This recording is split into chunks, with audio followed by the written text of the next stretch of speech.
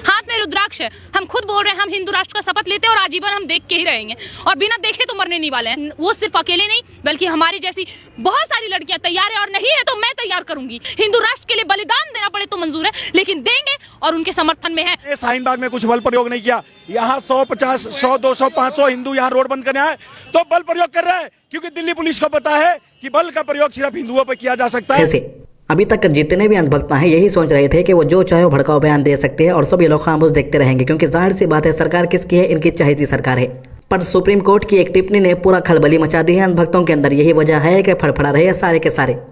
दोस्तों इसने एक बार नहीं, दो बार नहीं, इसके न्यूज चैनल के ऊपर कई बार हिंदू राष्ट्र कहकर कहा है। और इसी के आश्रम में से निकली एक चीनी मुर्गी क्या कह रही है, आइए सुनते हैं। आज को एक मर्द है जो कि सामने से चीख के कहते हैं कि हाँ हम शपथ लेते हैं, सपोर्ट हम कर रहे हैं, समर्थन हम, हाथ में रुद्राक्ष है, हम खुद बोल रहे हैं हम हिंदू राष्ट्र का शपथ लेते हैं और आजीवन हम देख के ही रहेंगे और बिना देखे तो मरने नहीं वाले हैं। बिगाड़ लो जिसको जो बिगाड़ना है। और रही बात उनको समर्थन करने की, तो मुझे गर्व है अपने देश के उन वीर पुरुष पे जिन्होंने हिंदू राष्ट्र अखंड भारत का सपना देखा था और उसको सहेज के रखने वाले कुछ ऐसे पत्रकार अगर हम लोगों के बीच आ रहे हैं तो उनका पूर्ण रूप से समर्थन है, उसके लिए शीश कटाना पड़े तो मंजूर है। तो जैसे कि आपने सुना कि हिंदू राष्ट्र की बात करने वाले काफी कम पत्रकार है और जो पत्रकार इसकी बात करे उनके सपोर्ट में ये खड़ी है। अगर इसके लिए इसका सर भी कटाना पड़ेगा तो ये कटा लेगी।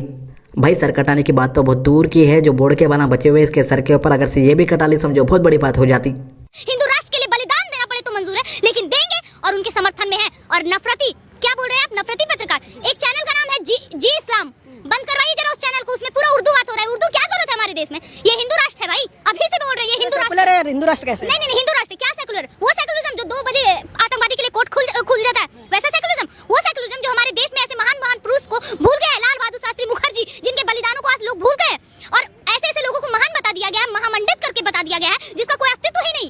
कोई सेकुलरिज्म नहीं चलेगा। जितने दिन हमें सोना था सो गए और हमें गर्व है आप जैसे पत्रकारों पे, कम से कम आप हमसे सवाल तो कर रहे हैं, वरना इससे पहले करता कौन। तो ये लोग अब इंडिया को सीधे सीधे हिंदू राष्ट्र कह रहे हैं और कह रहे हैं कि हिंदू राष्ट्र हम कहते रहेंगे क्योंकि इंडिया एक हिंदू राष्ट्र बन चुका है। अगर से मुसलमान ये कह दे कि इंडिया एक इस्लामिक मुल्क बन चुका है, मीडिया के सामने आकर बोलने की बात नहीं कर रहा हूं मैं। अगर से कोई भी अपने फेसबुक प्रोफाइल, इंस्टाग्राम के ऊपर भी ये लिख दे कि हम एक इस्लामिक मुल्क के अंदर रह रहे हैं तो दूसरे दिन उसे अरेस्ट कर लिया जाएगा।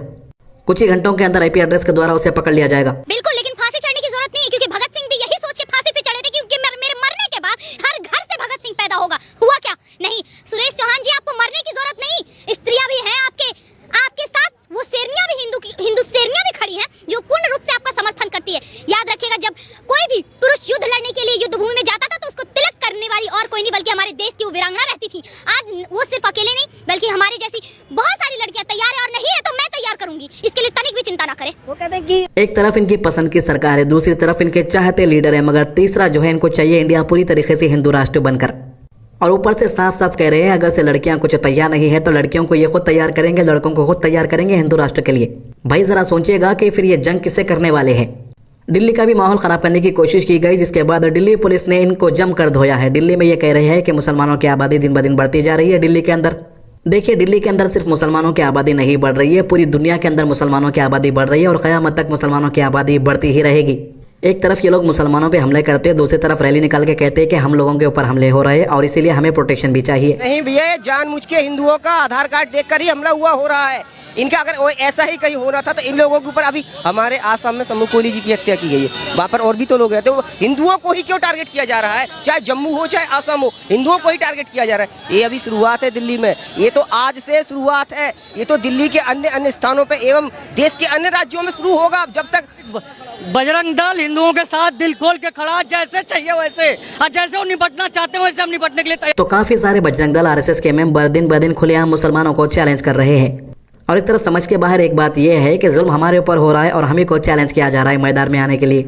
अब ये है भागवेश्वर धाम, जब इसकी पोल खुल गई तो फिर से मुसलमानों के ऊपर बयानबाजी करने लगा, कहने लगा कि मुसलमान सनातनी है। जरा सुनिएगा इसकी डिबेट के अंदर क्या कह रहा। लेकिन आप जिस धर्म की बात कर रहे हैं वो तो कभी कन्वर्जन में विश्वास नहीं रखता। आप कह रहे थे कि मैं टोपी वालों को भी सनातनी बना दूंगा।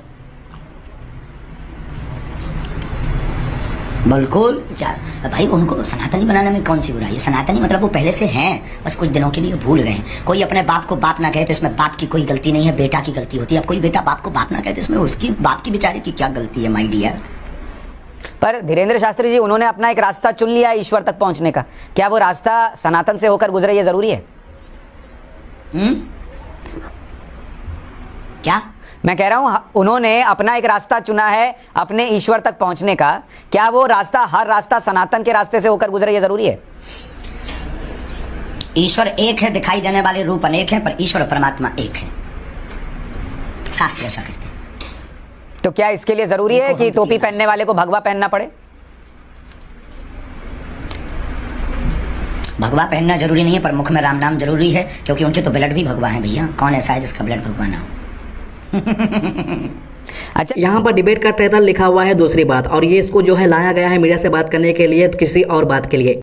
और ये लोग बात कर रहे हैं मुसलमान और इस्लाम के ऊपर। इन्हें पता है कि अगर से मुसलमान इस्लाम का नाम नहीं लिया गया तो टीआरपी नहीं आएगी, मैटर कुछ भी हो। पहले तो इन्हें ये बात जान लेनी चाहिए कि हर मुसलमान अल्लाह अकबर कहता है, अल्लाह सबसे बड़ा।